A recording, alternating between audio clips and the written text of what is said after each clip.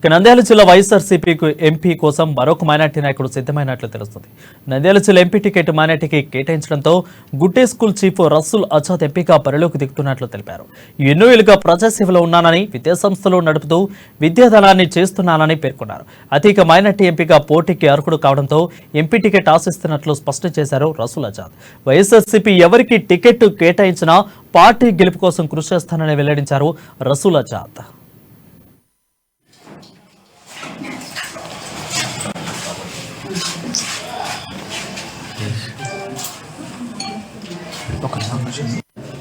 సమావేశానికి చేసినటువంటి మీడియా మిత్రులకు print and Nandyal parliament minority సభ్యుడిగా రసూల్ అజాద్ గారు ఈ రాజకీయ రంగప్రవేశం చేయడం ఆయన అంటే అందరి అభిప్రాయం మేరకు, వివిధ సంఘాల యొక్క అభిప్రాయం మేరకు ఒక విద్యావంతుడు, మంచి సామాజిక స్పృహ కలిగినటువంటి వ్యక్తి, సామాజిక సమస్యల మీద మంచి అవగాహన కలిగినటువంటి వ్యక్తి, ఇలాంటి విద్యావంతుడు ఈరోజు రాజకీయంగా రంగప్రవేశం చేయడం చాలా సంతోషకరమైనటువంటి విషయం.